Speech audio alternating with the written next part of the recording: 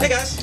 Hey, how y'all doing? Howdy, howdy. You guys here for the Museum of Death, I take it? We are. You all know it's extremely graphic? I work in pathology, so all right. Welcome. We love samples. And you brought a few new victims. People are drawn to the Museum of Death because everyone dies. Everyone. Every one of you is gonna die someday. First room you're gonna go into is serial killer archives, followed by the execution area. there you go. On the right-hand side is California Death Room, Manson murders, Black Dahlia, etc. Left-hand side is Suicide Hall. If you have any questions, comments, concerns, or an emotional outburst, we'll be happy to deal with all your issues when you come out. Okay, boo. Thank you. Enjoy. You're welcome. You have a great life. We're partners in life. And partners in death. We opened this museum to demystify dying. The body was found like this. And celebrate life. Yes, king. Now, our job is filling it. I have a perfect item. So every day, we hit the road. Ooh, he's creepy. Oh, wow. To meet people who see death You guys want to see something cool? Yeah. as a living.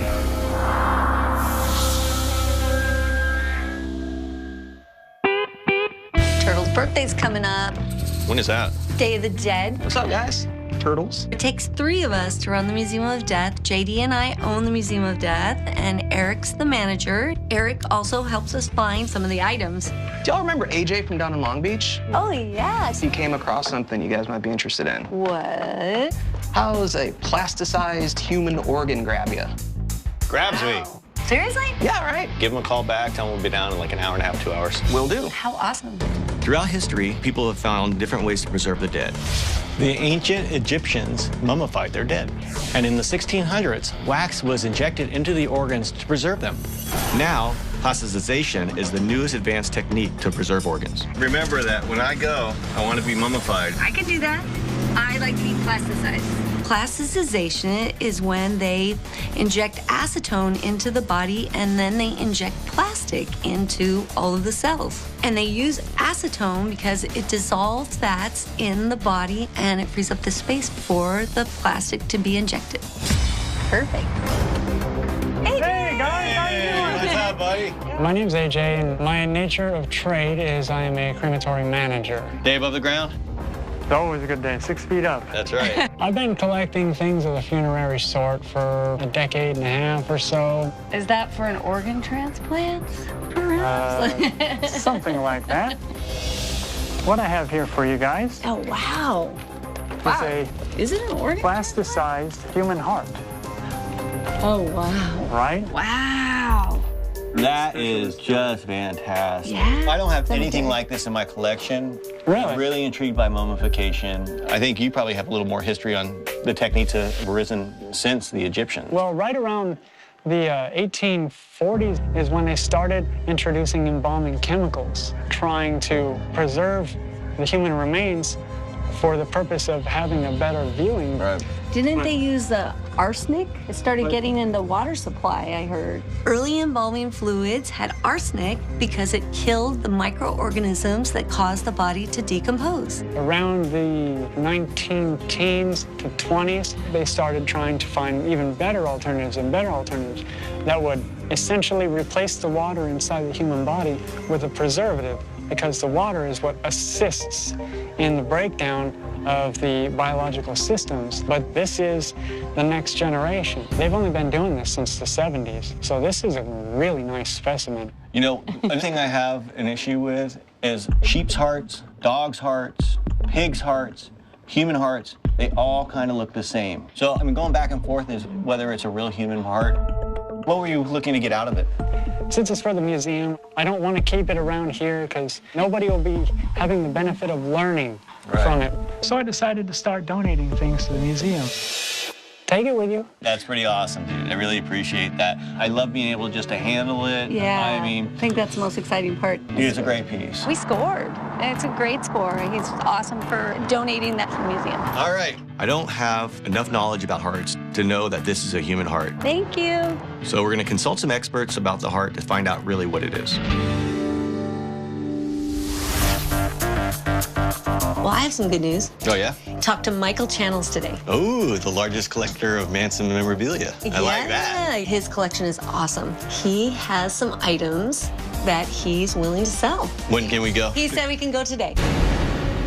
In 1969, Charles Manson convinced his followers to brutally murder Sharon Tate, Roman Polanski's wife, who was 8.5 months pregnant, and 4 other people. And then the following night, they killed Rosemary and Lino LaBianca. It was just tragic. It was one of the worst murders in the history of the United States. It was significant because it changed the way we looked at life after the case unfolded. And there's a lot of stuff that's kind of been hidden through the years. So this is pretty exciting. There's a lot of memorabilia attached to the case because there were so many people. And he's been in jail since 1969. Hello there. Hey. How's it going, man? How you doing? Good. How you been? So you How made you it. doing? Good Found to the see place? you. Yes, we did. My name is Michael, and I collect memorabilia from the Manson family. Yeah. Looks like you got a whole bunch of good stuff here. The items that I've collected, it would literally take somebody 20 years to get them all, because I've gotten them from Manson family members.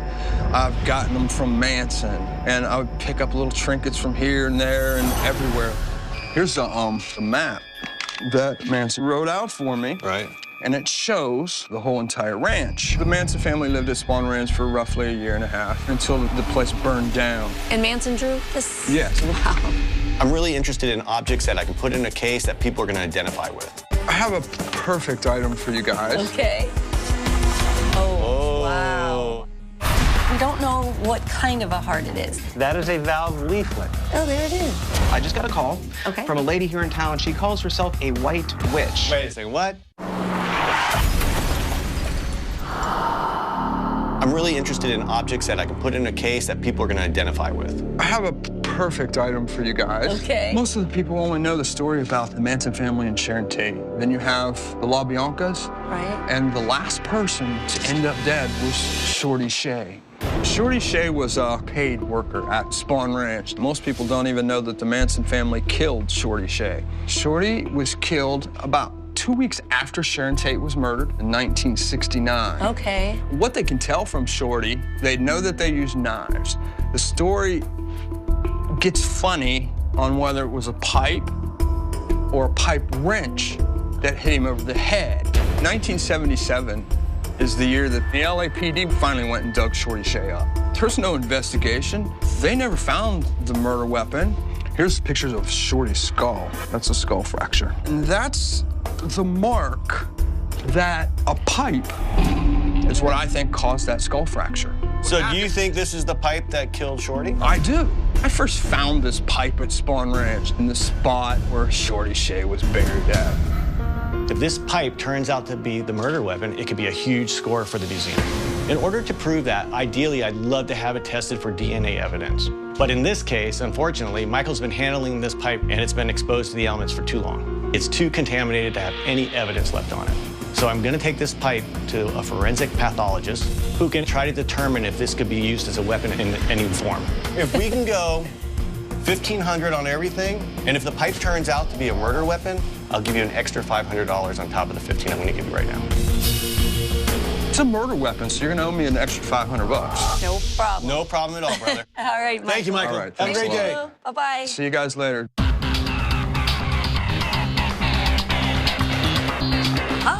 Today, we've invited our friends, Dr. Pablo Bedoya and Alan Bubar, over to inspect the heart that we got from AJ. The only problem is we don't know what kind of a heart it is. We'd like it to be human. That would be ideal. Absolutely. Having any specimen in the museum, human over animal, is much more desirable because they're much rarer and harder to come by. I brought Alan, our sonographer, so that he could show you guys what a heart looks like as it beats inside of your actual body. That sounds so cool. Me. All right, JD? JD's father passed away when he was 54 of a heart attack, and JD's 51. That's why he said, I'm first. Check his heart out. If this were your heart, this sits right about up in here. Now, here you can see, That's the heart. Oh, there it is. you can see this dark structure right here. That is a valve leaflet. The bright echo that you see is probably the smooth surface of a leaflet cusp. And what you're seeing, that cordia tendonae Right. that are attached on one side, if you look in here, you can see these little structures in here. Right. That's exactly what those are. Oh. So they Those are have, little things that look like strings then. that's correct. Oh, Okay, I got okay. it. One of the reasons that we do the Museum of Death is that we have a great appreciation for life. So I just love seeing my own beating heart on the screen. Plus, it looks like my heart is healthy. So that's a relief. So let's look at some landmarks. Yeah. Okay. First things to take note, a human heart tends to be more trapezoidal. It's more like a twisted square, whereas the pig or sheep heart tends to be more shaped like a cone. Now, in this case, it looks like this general shape is roughly similar. Wow. So let's look at our model again. This big vessel here is called the aorta. Right. So it's easy to see the structure that we're looking at here is this structure as well. The aorta gives off, in the human, typically 3 branches. And that's why we can determine that this heart is more likely to be. This is what the back of the skull looked like. So if you took this weapon and it hit this way, it can easily cause what we call a linear fracture.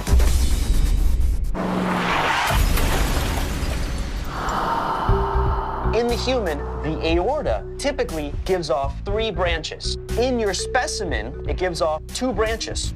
But in humans, 9% to 10% of the time, we do see 2 arteries coming off of the aorta. That's very common. In our model, we also have the inferior vena cava, the vessel that pours into the right atrium from the bottom of the body. Our specimen has an inferior vena cava. Curiously, however, the specimen seems to have the inferior vena cava coming in at a right angle. Why might that be? Deformed heart. Or a pig walks on 4 legs. So it is advantageous for blood to come in, not from the bottom, but from the back and around and into the heart. And that's why we can determine that this heart is more likely to be from a pig rather than a human. Darn. Dr. Bedoya let us know that it wasn't a human heart. It was really disappointing. But I'm happy to know what it really is. Well, we sure thank you for your information and the explanation. It's what we do. It's what you do. You guys have big hearts. Even though the heart isn't human, it's still a really great example of plasticization. Here at the Museum of Death, we have a specimen room that contains animals, organs, mummies, and many, many other things. So a plasticized pig heart will be a great addition to that exhibit.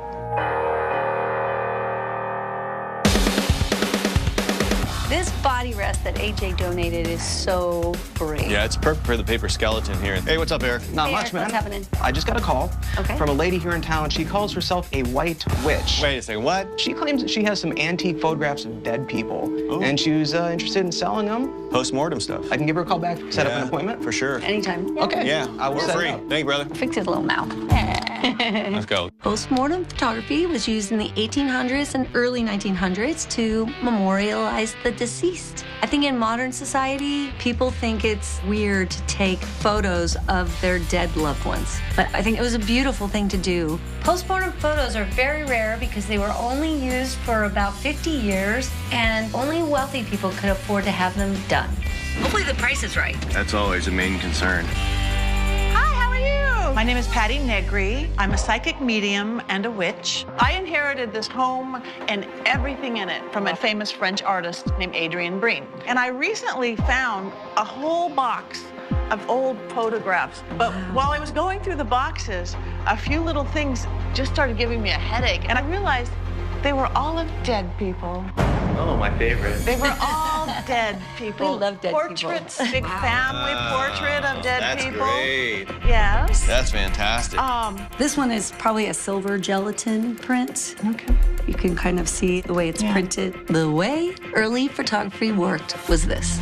A silver iodide solution was painted onto a plate and exposed to light.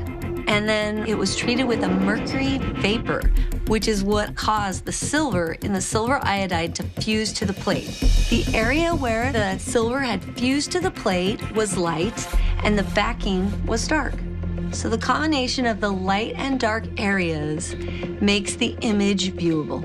And there's these 2 family portraits. Wow, that's great. Beautiful. These are probably mid-1800s. The earlier photographs were printed on glass or some kind of a metal, and then they moved on to paper. Tintypes were at their highest peak between 1861 and 1863 during the Civil War. During the Civil War. Yeah.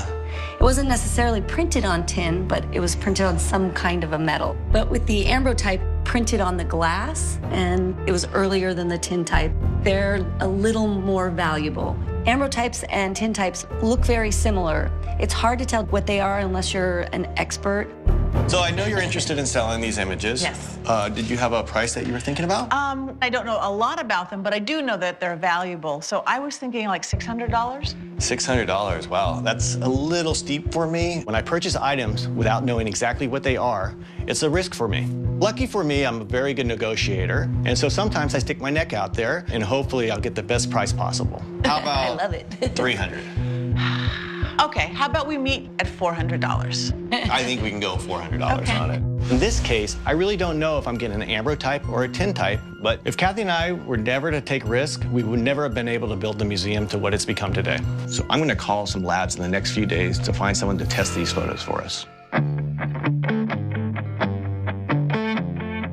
So we're going to Dr. Lyles today, the forensic pathologist, to talk to him about the pipe that Michael gave us, but there's probably no DNA evidence on it, so we are going to have it analyzed along with Shorty's autopsy report to see if it could have been used as a murder weapon at all.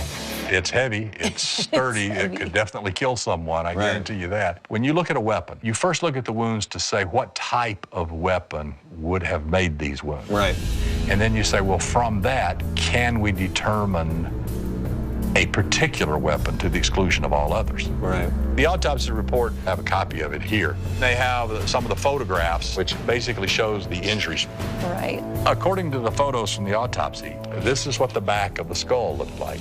Right. It had these fracture lines. Right. If you took this weapon and it hit this way, it can easily cause what we call a linear fracture. Could this object have created some of those injuries? Absolutely it could. But how are you going to prove that?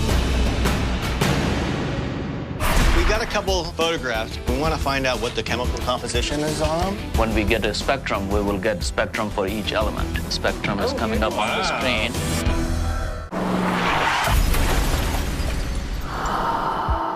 The only way to prove that this weapon was used to help murder Shorty Shea, one is that you found blood on this that belonged to Shorty.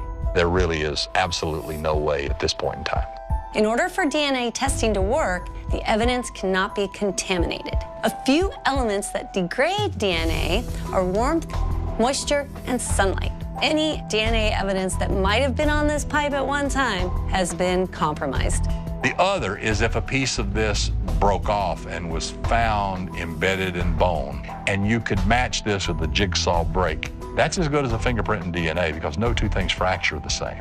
Obviously, we don't have that. So at the end of the day, there's no way that you could really say that this was the pipe that was used in the Shorty Shea murder. Got it. Right, right. Well, that's good information. So it just saved you money? No, Yeah, not only you saved me saved money, money. but you also saved our viewers who come to the museum of being misled, which is even bigger for us. Exactly. right. We'll still install it and say it came from Spawn Ranch near Shorty's grave. It is kind of an interesting, make your own decision. Here's your pipe. I don't think you should give that back to her.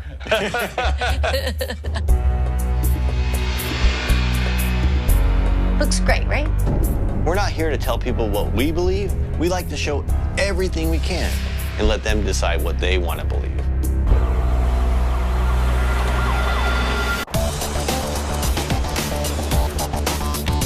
Last week, we acquired some postmortem photographs from Patty. We're not quite sure if they're ambrotypes or tin types. Ambrotypes are printed on glass, and tin types are printed on a metal. So we want to take them in, have them tested, because the ambrotype is more valuable than a tin type.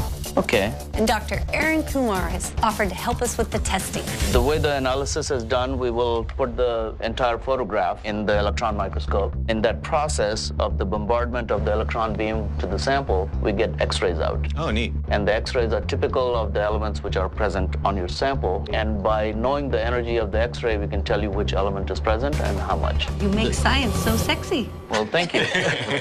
The sample has to go in an evacuated chamber, and there's a turbo pump attached to the electron microscope, which will evacuate it very quickly.